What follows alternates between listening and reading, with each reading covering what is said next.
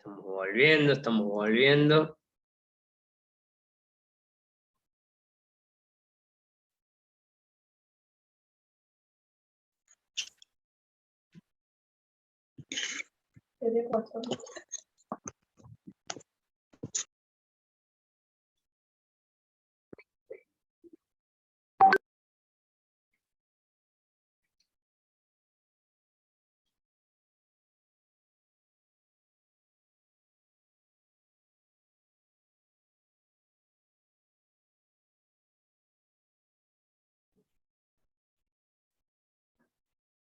Buenísimo, faltan algunos compañeros, los esperamos, así compartimos un poco lo que estuvimos leyendo.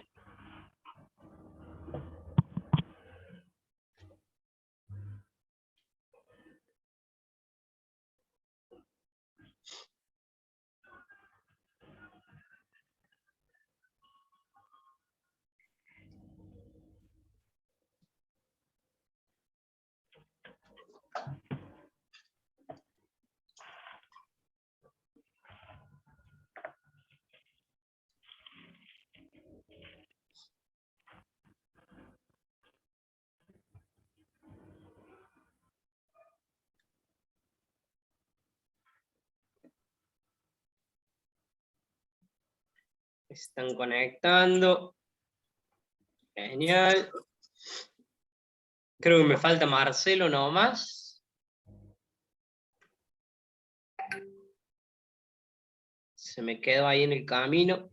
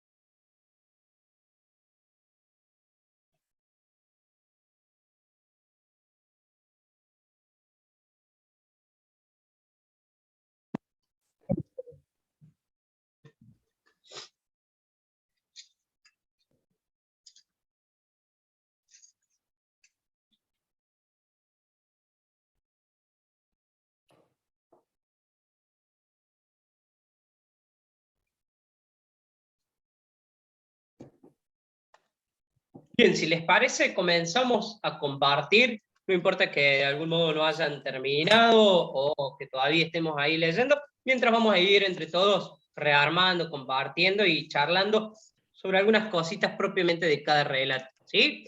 Bien, ¿quién pudo leer el relato número 1? El relato de Génesis 1.1 hasta Génesis 2.4a. El que quiera compartir qué es lo que leyó, qué es lo que marcó, qué es lo que escribió, con mucho gusto lo puede hacer en este momento. ¿Voy? Vamos nomás, sí, sí. Algunas cosas que fui anotando pensando en esto, ¿no? En que el hombre es curioso de saber de dónde viene, cuál es su origen, y que este relato tiene un poco a colmar esa necesidad del hombre de saber. Y las cosas que fui notando en esta clave de lectura, lo que fui anotando es lo siguiente. Uno es que Dios va de lo más genérico a lo más específico. De las cosas más grandes va subdividiendo, va haciendo como clasificaciones. Y eso da una idea del modo en que crea, según yo. Otra cosa que me parecía interesante notar acá es que hace una cosa y la evalúa.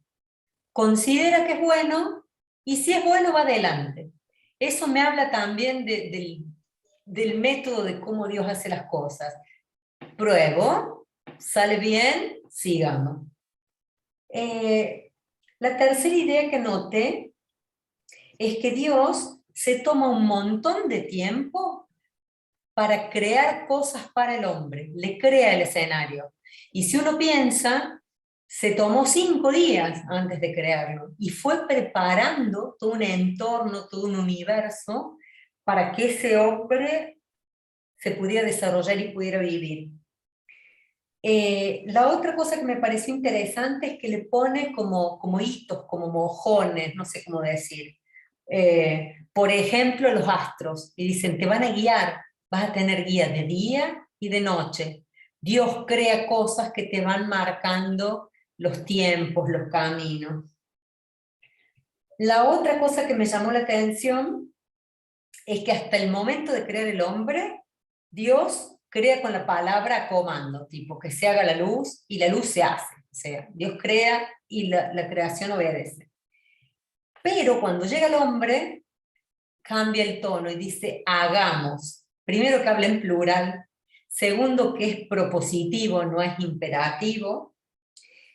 Y no solo eso, y dice lo hagamos a nuestra imagen. Uno supone que es un diálogo trinitario, cuanto menos, o al menos entre padre e hijo. Y entonces ahí vemos como un salto de calidad, digamos. Hasta ahora nos hizo los animales marinos, las plantitas, pero cuando llega el hombre, propone, hagamos, y lo hagamos no menos que nosotros, como nosotros. Y eso ya me está marcando también una diferencia interesante, sobre todo cuando uno piensa ahora en todas estas teorías, ¿no?, de gente vegetariana y demás cosas, hay un montón de claves de lectura en estas palabras. Al final, Dios todo pone bajo el dominio del hombre. Dice, yo creé un montón de cosas para ustedes, pero ustedes son los que comandan de ahora en más. De todo eso que les pone, que además los bendice, o sea, les desea el bien, lo que más me llamó la atención cuando les dice, les doy todo, una cosa me llamó la atención, les dice, les doy el fruto con la semilla, y el árbol con el fruto. Y a mí me hace pensar en lo siguiente, la semilla genéticamente contiene el código de la vida. O sea, te estoy entregando básicamente el código de la vida. Y dice, y queda en tus manos. Y me hace pensar en que ahí inicia la idea de Dios de la procreación. El hombre crea, pero crea con Dios, porque Dios primero le dio un mandato, y en ese te doy la semilla que contiene la vida y que da frutos. Es como que le está diciendo, te hice un escenario, te di un montón de cosas, vos vas a dominar este escenario, te voy a hacer igual que yo, y te voy a dar el código para que vos crees conmigo. Esa es lo que yo saqué de esta Muchas gracias. lectura. Muy, muy completo el análisis. Muchas gracias, muchas gracias. Ahora vamos a escuchar a alguno de tus compañeros y después hacemos el cierre de este primer relato. ¿Quién más quiere aportar, agregar algo que les haya llamado la atención de este primer relato? Algo que nos haya quedado ahí marcado.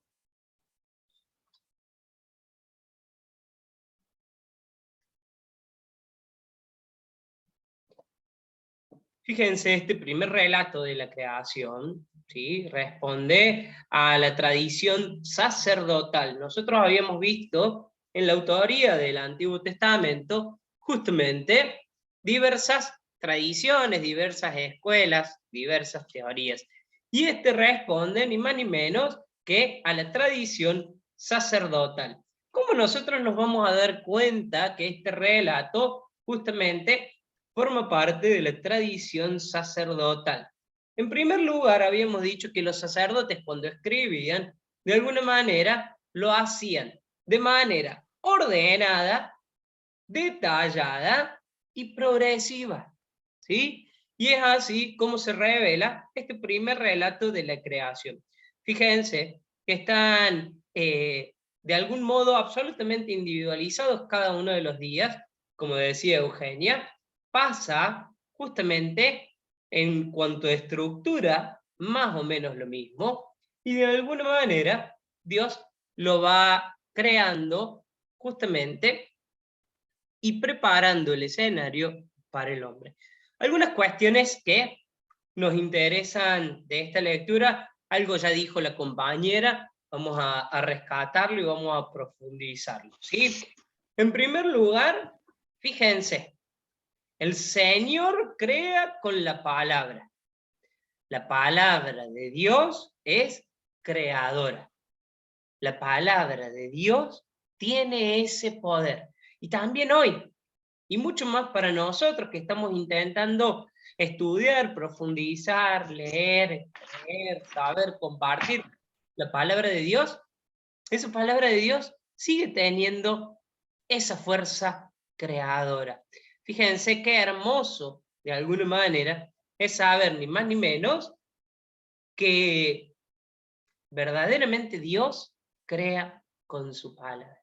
Dios crea a partir de su bondad, Dios crea a partir de su generosidad. Y fíjense acá, tal cual como lo señalaba la compañera.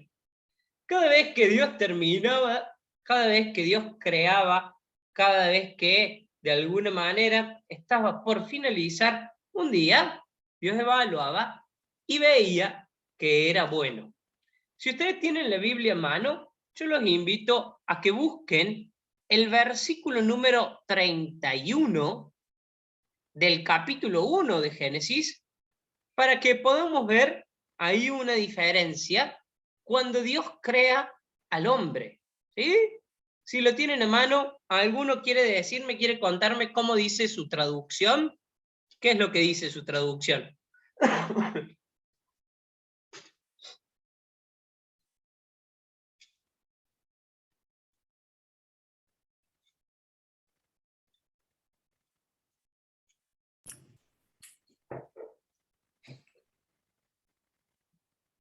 Marce, no sé si estás hablando, pero estás silenciado.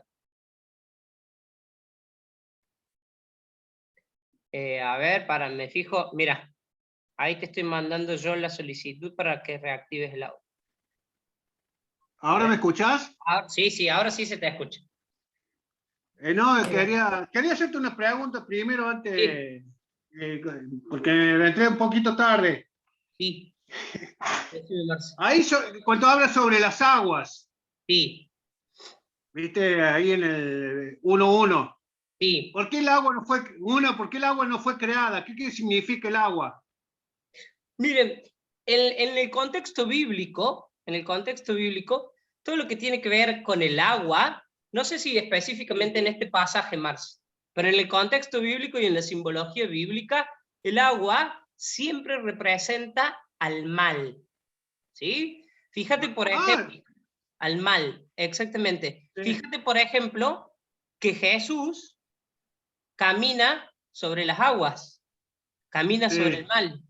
Fíjate si te acordás el contexto del endemoniado de Gerasa, cuando el demonio se va a los cerdos terminan en el agua. En el mar, sí. Sí. Porque vuelven justamente al mal, ¿sí? En la simbología bíblica, el agua es propiamente el mal. No sé si acá en este contexto podríamos profundizarlo sin ningún problema, pero propiamente en la simbología bíblica, Marce, el agua significa eso, sobre todo el mar significa eso.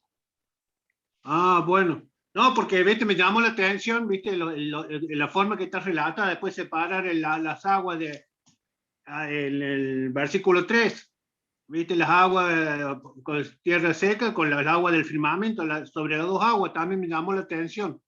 Tal cual, existe un firmamento entre las aguas que separe aguas. Sí.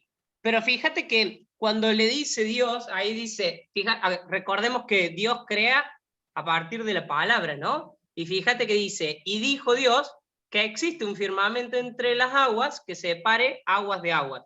O sea que de algún modo les está dando ahí entidad, les está dando justamente, ahí las está creando.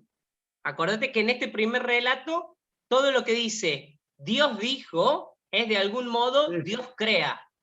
Porque Dios crea con la palabra. Sí, eso. Bueno, dale, sí, está, ahora me queda un poquito claro. Dale. Fíjense que en el versículo 31, ¿sí? Del capítulo primero, no sé sus Biblias, pero mi traducción, por ejemplo, dice, y vio Dios todo lo que había hecho, hablando propiamente del sexto día y de la creación del hombre, y vio que era muy bueno. ¿Sí? Antes decía, y vio que era bueno, pero cuando llega el hombre, dice, vio que era muy bueno, ¿sí? en las traducciones, o mejor dicho, en la versión original, este término se traduciría literalmente como buenísimo. O en cordobés básico, cuando Dios creó al hombre, vio que se zarpó. Era realmente, va a decir el Salmo número 8, es apenas un semidios, casi como un ángel. Fíjense, esto que de alguna manera remarcaba la compañera recién. Todo, de alguna manera, va a estar al servicio del hombre, porque el hombre ha sido creado a imagen y semejanza. Y fíjense cómo de alguna manera, en este plan armónico, ni más ni menos, que todo lo que Dios crea, lo pone al servicio del hombre. Y no de alguna manera, justamente, como en otras religiones donde se hacen cultos propiamente a los animales o a la creación misma, ¿sí? Todo está para servir al ser humano.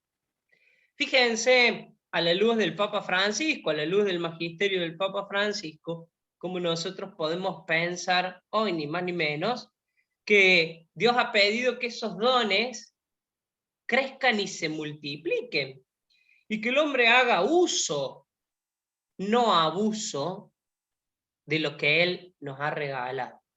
Laudato Si, a la luz también de la experiencia de San Francisco de Asís, patrono de la ecología, Francisco Papa nos va a pedir una vez más que seamos guardianes de la creación y que de algún modo, justamente, enseñemos a respetarla, a cuidarla y a amarla, porque todas las criaturas son nuestras hermanas, ¿sí? Tal cual como, de alguna manera, lo compartía la compañera, el hombre ha sido creado a imagen y semejanza de Dios, ¿sí? Esto creo que ustedes ya lo han visto propiamente en una materia el año pasado en antropología. Fíjense cómo ese Dios que nos crea nos hace parecidos a Él. Van a decir los grandes santos de la iglesia, claro que nosotros vamos a reflejar ese Dios como si fuéramos un espejo, si se quiere, un poco opaco, un espejo, si se quiere, un poco manchado, pero que de algún modo, justamente, vamos a reflejar y a compartir, ni más ni menos que, justamente, a ese Dios que nos ha creado. Finalmente, Dios le regala la bendición y al séptimo día, Dios descansa. Este no es un dato menor, propiamente, puesto por el hagiógrafo en este texto, en este pasaje. ¿Por qué? Porque ni más ni menos nos quiere mostrar el hagiógrafo que si en su momento Dios descansó, es también el hombre, al ser imagen y semejanza, al ser reflejo, también justamente es necesario que el hombre lo haga. Por eso desde siempre se consagra un día a la semana para el descanso. Para los seguidores de la ley mosaica, la ley de Moisés, justamente este día va a ser el sábado. Y por eso el sábado para los judíos va a ser el día más importante. Porque va a ser el día de descanso. Va a ser el día de encuentro con el Señor. Va a ser el día, ni más ni menos, que nos permita contemplar la grandeza de la creación. Pero sabemos muy bien que para nosotros los cristianos, con Jesús, eso se ha resignificado. ¿Y cuál es el día más importante y de descanso para nosotros los cristianos? Domingo. Exactamente. El domingo, con su carácter de Pascua semanal, nos invita a pensar justamente en el día del Señor. No solamente en el día de descanso, día de encuentro, si se quiere, también con la familia, sino propiamente un día de encuentro con el Señor, ¿sí? El Papa Juan Pablo II tiene una carta que se llama Dies Domini, el Día del Señor, en donde ahí habla justamente de este día de descanso del sábado, propiamente de los judíos, y del día domingo de los cristianos. ¿Sí? Bien, ¿qué pueden decirme del relato número 2? ¿Quién ha podido leer el relato número 2? ¿Y qué pueden decir al respecto?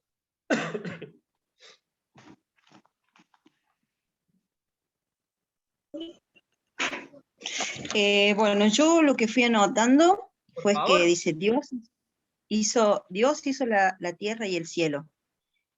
Y un manantial surgía de la tierra cuando todavía no había ni arbustos, ni lluvia, ni hombre. O sea, que lo único que habitaba, lo veo ahí como un manantial de vida, a Dios. Y bueno, después dice que con un aliento de vida hace al hombre un ser viviente. Y lo pone en medio del jardín, al árbol de la vida, que es el conocimiento del bien y el mal. Y puso al hombre en el jardín. Y para mí ahí es como que establece la primera ley o el orden que le da al hombre, me parece. No comerás del árbol del conocimiento del bien y el mal, porque quedarás sujeto a muerte. Y no conviene que el hombre esté solo, entonces, bueno, yo ahí lo había puesto como, lo había interpretado como eso, ¿no? Que no nos quiere solo, sino que nos quiere en comunidad, ¿no? Dios nos quiere así, pero bueno, después seguí leyendo y era como que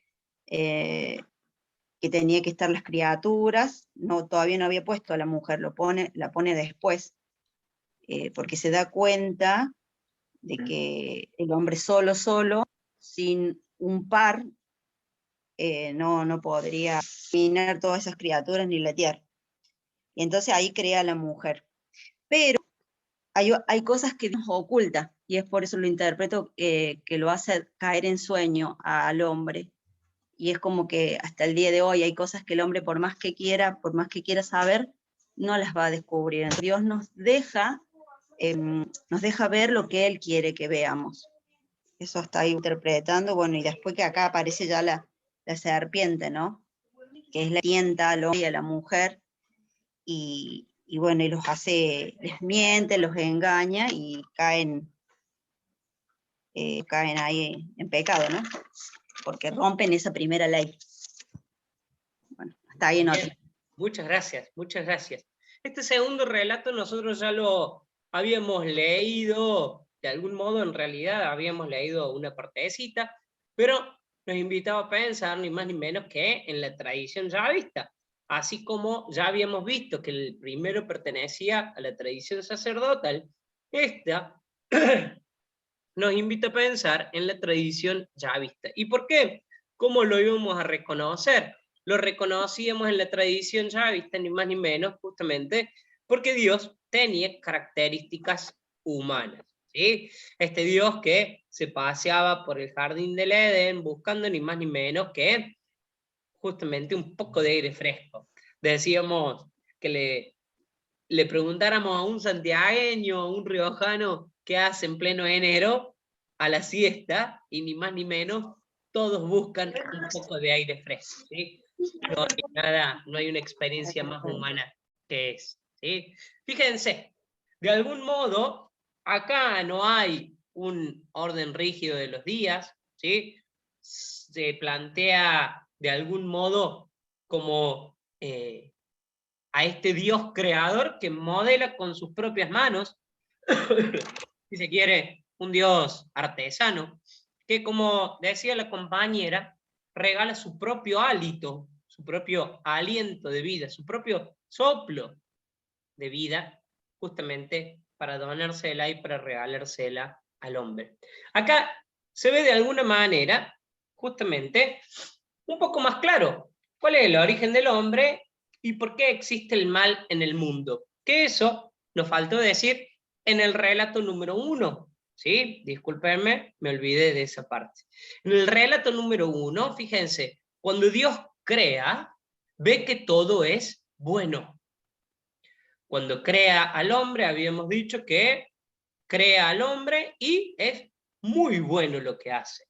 Entonces, si yo estoy leyendo, si yo interpreto bien y si de alguna manera a la luz de lo que me va pasando, justamente quiero entender de dónde viene el mal en el mundo. Cuando Dios crea, todo lo que hace es bueno. La bondad, el bien, vienen de Dios.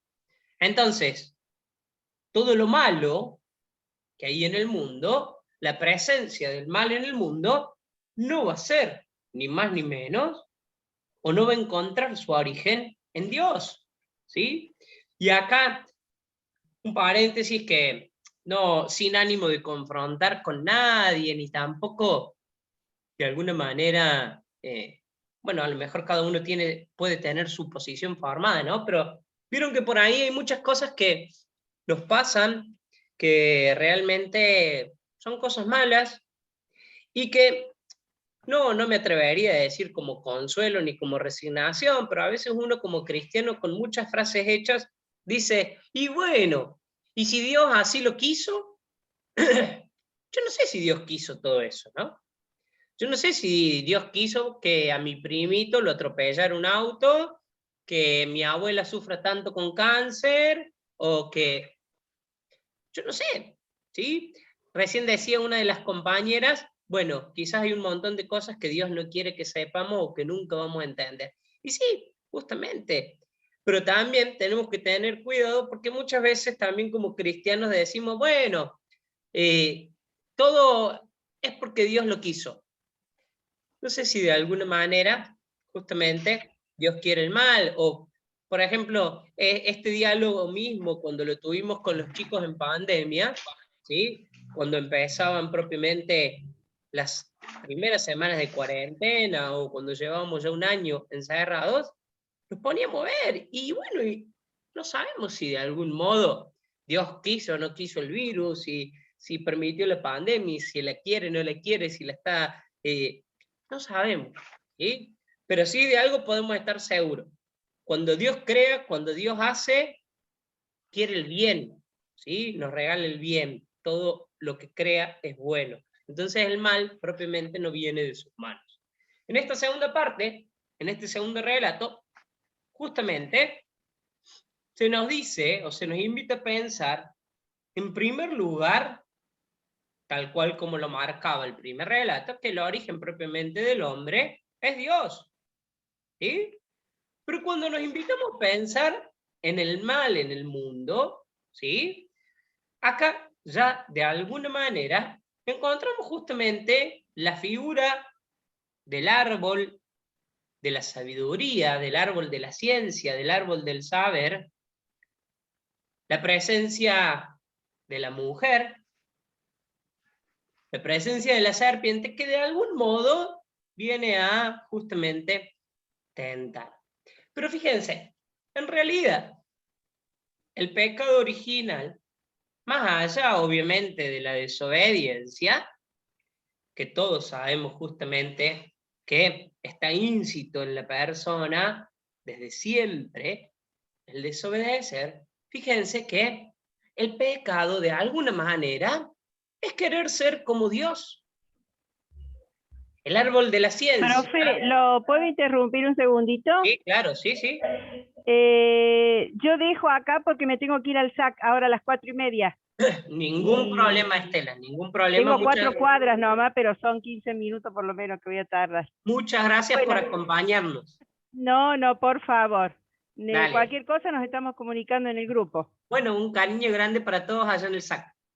Bueno, buenas tardes a todos, que anden todos bien. Adiós, adiós. Fíjense cómo de alguna manera, más allá propiamente de este pecado de desobediencia, el hombre quiere ni más ni menos que comer de ese fruto del árbol de la sabiduría, del árbol de la ciencia, para conocer, para saber, para poder mirar como Dios, para poder ser como Dios. Y en realidad, ese es también propiamente el pecado original. Esta cuestión de alguna manera, si se quiere, de no dejar a Dios ser Dios, sino que también nosotros, de alguna manera, querer ser como Él, perdón.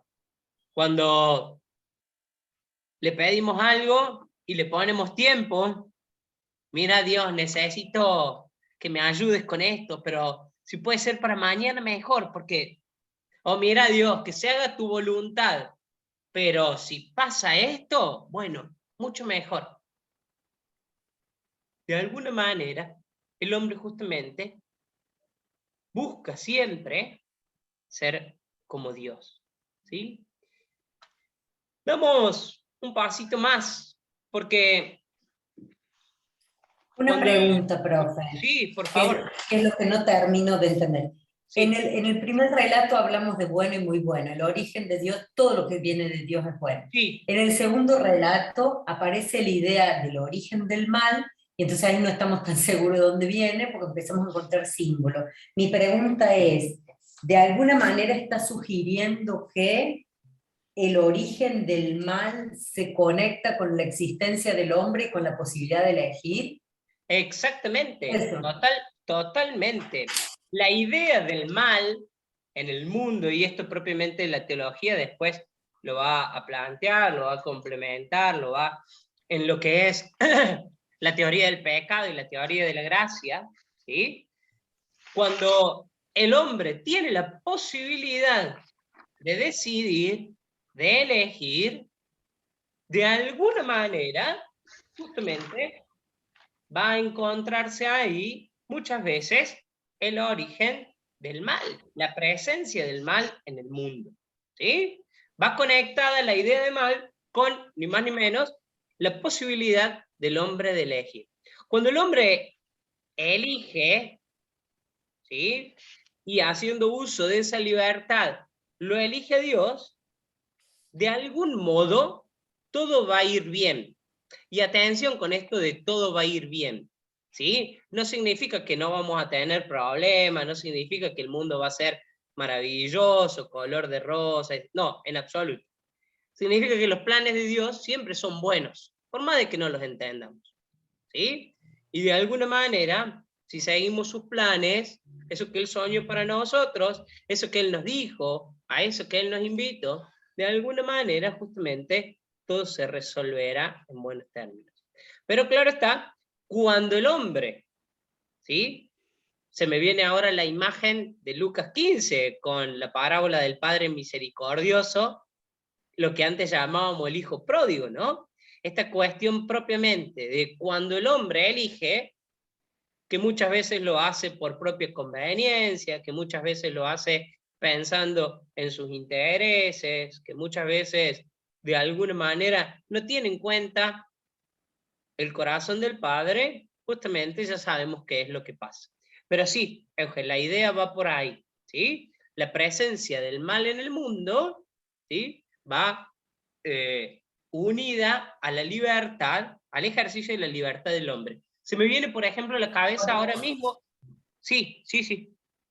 No, porque me venía esta duda de repente, porque digamos que el mal ya existía desde que los ángeles tomaron partido y cada uno eligió de qué bando estaba. Ahora, digamos que el hombre fue el que le abrió la puertita al mundo cuando elige, eso es más o menos Tal cual, totalmente. Y fíjate que volvemos a insistir, la idea de, si se quiere, pecado original, no está solamente en esta presencia de la desobediencia, sino en el querer ser como Dios, ¿no? Y de alguna manera, el querer ser perfecto como Él. Decía, para terminar, y así avanzamos por lo menos un poquito más, se me venía la imagen a la cabeza de la presencia de la guerra en el mundo, ¿sí? Indudablemente que Dios no quiere la guerra, indudablemente que Dios de alguna manera no la va a apoyar y no, ¿sí? Pero el corazón egoísta del hombre, buscando sus propias conveniencias, sus propios beneficios, de algún modo, ni más ni menos que justamente que nos lleva a eso, ¿sí? Estamos en el momento de la memoria del pueblo, y en la memoria del pueblo, ni más ni menos que justamente encontramos a los patriarcas. Vamos a decir solamente dos palabritas de los patriarcas nomás, de algún modo ustedes pueden profundizarlo después en los apuntes, algo estuvimos viendo ya con algunas características propiamente de Abraham, ¿sí? Y sobre todo justamente de los primeros padres, ¿sí? Cuando uno piensa en un patriarca, o cuando uno de alguna manera imagina a un patriarca, piense o remontese una figura absolutamente trascendental de un pueblo que pasa de generación en generación. Si quieren llamarlo como un jefe de la generación o un jefe en la tradición familiar, tranquilamente lo puede tomar de esa manera, ¿sí? Es algo que asienta las bases, es algo que le da firmeza, ¿sí? Como las raíces de un gran árbol que permiten después que se den muchos frutos. Cuando nosotros de alguna manera nos invitamos a pensar en los patriarcas, ¿sí? En Abraham, en Isaac, en Jacob, que ya habíamos dicho y ya habíamos compartido, si se quiere, de algún modo, que justamente ni más ni menos que Dios les hacía las mismas promesas, ¿sí? Recordemos que la presencia constante de Dios en el pueblo está asegurada por la fidelidad del patriarca.